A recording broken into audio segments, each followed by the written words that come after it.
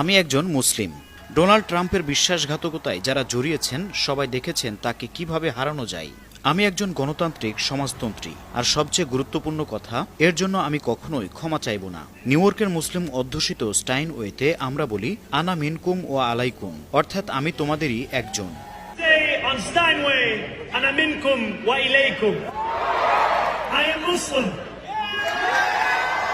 এই ভাষণে নিজের পরিচয় এবং জনগণের সঙ্গে সংহতি স্পষ্ট করেছেন যুক্তরাষ্ট্রের বৃহত্তম নগরী নিউ ইয়র্কের ইতিহাস গড়া মুসলিম মেয়র জোহরান মামদানি।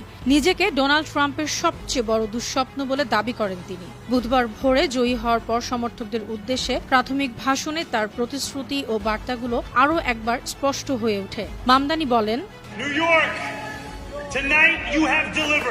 আজ রাতে আপনারা পরিবর্তনের পক্ষে ভোট দিয়েছেন, নতুন ধরনের রাজনীতির জন্য, এমন শহরের জন্য এবং এমন সরকারের জন্য যা সত্যি কাজ করে। আমরা দায়িত্ব নিতে প্রস্তুত। 1 জানুয়ারি আমি আনুষ্ঠানিকভাবে নিউ ইয়র্ক সিটির মেয়র হিসেবে শপথ নিব। আমি অ্যান্ড্রু কুয়োমোর জন্য শুভকামনা জানাই, কিন্তু আজ রাতই হোক শেষবার যখন আমি তার নাম উচ্চারণ করলাম। I wish Andrew Cuomo only the best in private life. ভাষণে মামদানি নিউ ইয়র্কের বিভিন্ন জনগোষ্ঠীর প্রতি সংহতি জানিয়ে বলেন, Whether you are an immigrant, a member of the trans community, one of the many black women that Donald Trump has fired from a federal job. আপনি অভিবাসী হন, ট্রান্স সম্প্রদায়ের সদস্য হন, ডোনাল্ড ট্রাম্পের আমলে চাকরি হারানো কৃষ্ণাঙ্গ নারী হন, বা একক মা যিনি নিত্যপণ্য দাম কমার অপেক্ষায় আছেন, আপনার লড়াইও আমাদের লড়াই। আমরা এমন একটি সিটি গড়ব যা নিউ ইয়র্কের ইহুদিদেরও পাশে দাঁড়াবে, ইহুদি বিদ্বেষের বিরুদ্ধে লড়বে, যেখানে 1 মিলিয়নেরও বেশি মুসলিম বুঝবে এই শহর তাদেরও। Where the more than 1 million Muslims know that they belong. Will New York be a city where you can traffic in Islamophobia and win an election?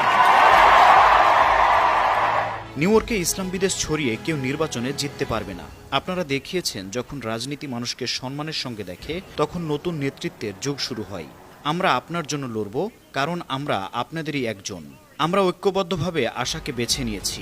স্বৈরাচারের বদলে আশা, টাকার রাজনীতির বদলে আশা, হতাশার বদলে আশা। আমরা জিতেছি কারণ নিউ ইয়র্কের মানুষ বিশ্বাস করেছে অসম্ভবকেও সম্ভব করা যায়। ডোনাল্ড ট্রাম্পের বিশ্বাসঘাতকতায় যারা জড়িয়েছেন সবাই দেখেছেন তাকে কিভাবে হারানো যায়। কোনো স্বৈরশাসককে ভয় রাখতে হলে প্রথমে ভাঙতে হবে সেই নিয়মগুলো যেগুলো তাকে ক্ষমতায় রেখেছিল।